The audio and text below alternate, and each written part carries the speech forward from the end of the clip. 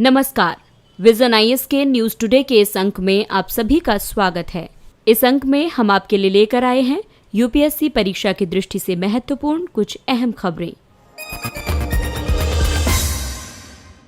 तो आइए इस अंक की शुरुआत करते हैं पर्यावरण से जुड़ी खबर से। हाल ही में ग्लोबल कार्बन प्रोजेक्ट यानी जीसीपी ने ग्लोबल मीथेन बजट यानी जीएमबी को जारी किया है। दरअसल जीसीपी एक अंतर्राष्ट्रीय अनुसंधान कार्यक्रम है जिसका उद्देश्य वैश्विक कार्बन चक्र का एक संपूर्ण परिदृश्य विकसित करना है। आइए अब इसके मुख्य निष्कर्षों पर नजर डालते हैं। वर्ष 2017 में मीथेन उत्सर्जन वर्ष 2000 से 2006 के औसत की तुलना में लगभग 9% अधिक था। वर्ष 2019 के अंत तक वायुमंडल में मीथेन की सांद्रता लगभग 1875 भाग प्रति बिलियन तक पहुंच गई थी। आपको बता दें कि ये स्तर पूर्व औद्योगिक स्तरों से 2.5 गुना से भी ज्यादा है। मीथेन की सांद्रता में वृद्धि के लिए प्रमुख योगदानकर्ता कृषि एवं अपशिष्ट है, जो कि संपूर्ण मीथेन का 60% और जीवाश्म ईंधन 40% का योगदान करता है। वहीं बायोमास और जैव ईंधन के दहन से मीथेन में होने वाली वृद्धि में अत्यंत कमी आने का अनुमान है। सर्वाधिक वृद्धि वाले क्षेत्र अफ्रीका और मध्य पूर्व, चीन और दक्षिण एशिया एवं ओशिनिया हैं। इसके अलावा मीथेन सिंक में भी वृद्धि हुई है।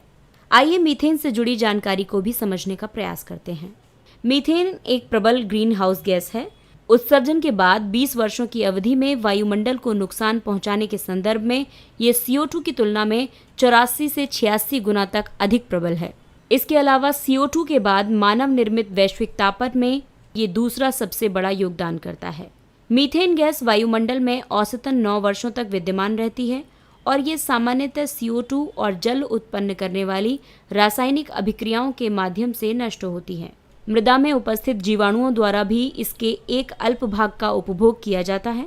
मीथेन गैस के शमन से जलवायु, अर्थव्यवस्था, स्वास्थ्य और कृषि के क्षेत्र में अनेक लाभ प्राप्त होते हैं। CO2 के शमन के लिए ये एक पूरक के तौर पर कार्य करती है। अगली खबर न्यायपालिका क्षेत्र से संबंधित है।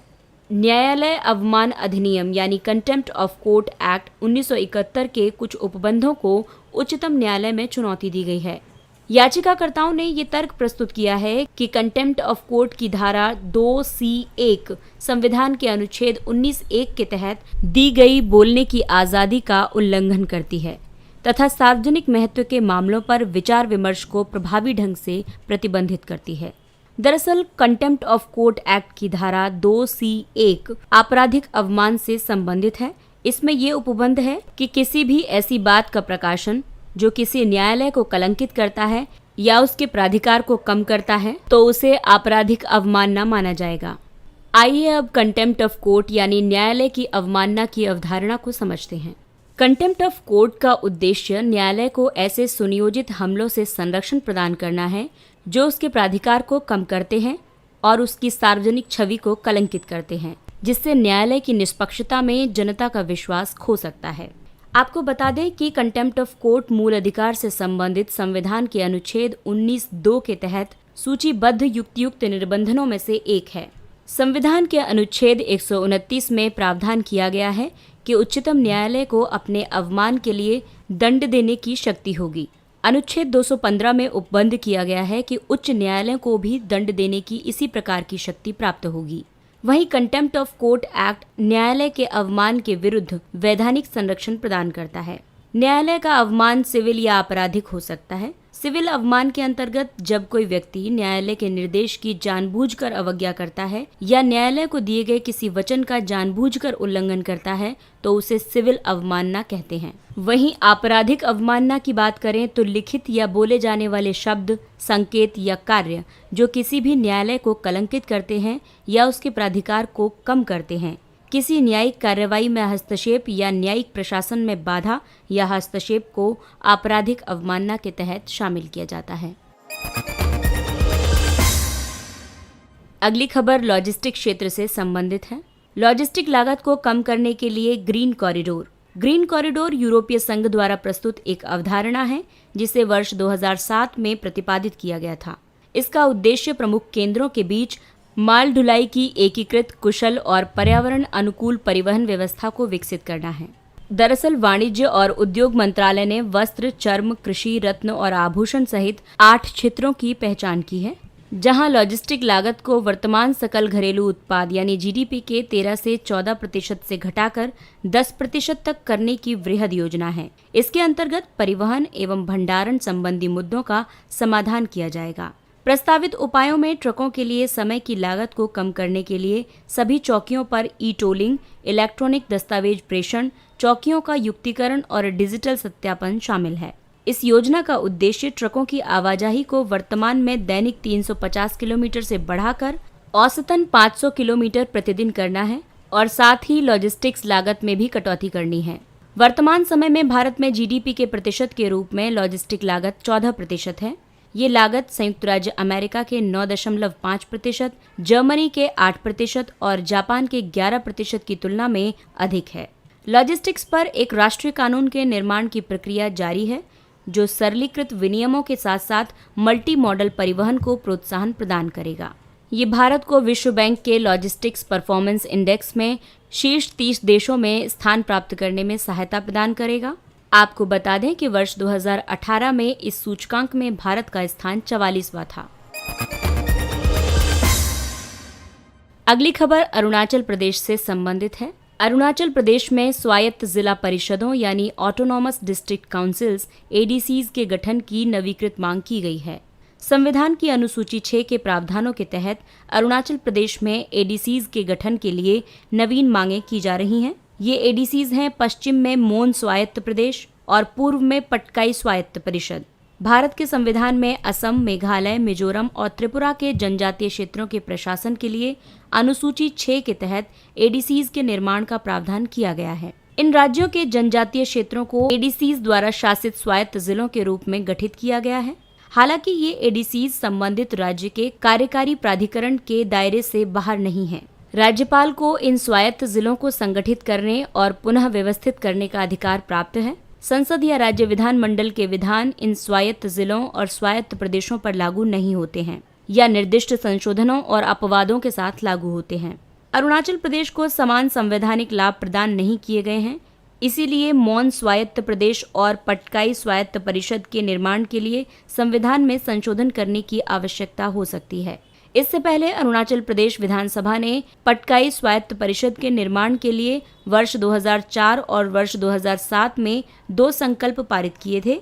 इसके बाद इन्हें अनुमोदन के लिए केंद्र को भेज दिया गया था, जो अभी भी लंबित है। वर्ष 2014 में केंद्र ने उन पर विचार विमर्श करने के लिए एक 4 सदस्यीय उच्च स्तरीय समिति का गठन किया था। अगली खबर विधायिका और कार्यपालिका के संबंधों पर आधारित है। इस बार सुर्खियों में राजस्थान के राज्यपाल की कार्रवाई रही, जिसमें राजस्थान में मंत्रिपरिषद ने विधानसभा के सत्र को आहूत करने के लिए राज्यपाल से अनुरोध किया था, जिसे राज्यपाल द्वारा अस्वीकृत कर दिया गया। इस प्रकार इस हालिया विवाद ने कुछ महत्वपूर्ण मुद्दों को रेखांकित किया है, जिसमें सबसे पहले बात करेंगे विधानसभा के सत्र आहूत करने की राज्यपाल की शक्ति पर। वर्ष 2016 में उच्चतम न्यायालय ने निर्णय दिया था कि संविधान के अनुच्छेद 174 के तहत यदि मुख्यमंत्री को सदन में बहुमत प्राप्त है तो सदन को आहूत करने के मामले में राज्यपाल को कोई विवेकाधिकार नहीं है और वह मंत्रिपरिषद के परामर्श पर कार्य करने के लिए बाध्य है। दूसरा मुद्दा है सत्र के लिए एजेंडा यानी कार्यसूची निर्धारित करने की राज्यपाल की शक्ति। राजस्थान के राज्यपाल ने सत्र को आहूत करने के लिए उद्देश्य की जानकारी मांगी थी। हालांकि मंत्रिपरिषद सत्र आहूत करने के लिए कार्यसूची को राज्यपाल को सौंपने के लिए बाध्य नहीं है। गौरतलब है कि कार्यसूची का निर्णय अध्यक्ष की अध्यक्षता में गठित कार्य मंत्रणा समिति द्वारा किया जाता है। तीसरा मुद्दा है सत्र के लिए 21 दिन के नोटिस पर राजस्थान के राज्यपाल का जोर। सत्र आहूत करने के 21 दिन पूर्व नोटिस देने का नियम पहले लोकसभा द्वारा निर्धारित किया गया था और उसके बाद राज्य विधान मंडलों द्वारा इसे अपनाया गया था। हालांकि बाद में इसे 15 दिन कर दिया गया। ये प्रश्नों के लिए नोटिस की अवधि हुआ करती थी। हालांकि ऐसे भी उदाहरण सामने आए हैं जहां विधानसभा के सत्रों को अल्पावधि नोटिस के आधार पर आहूत किया गया है।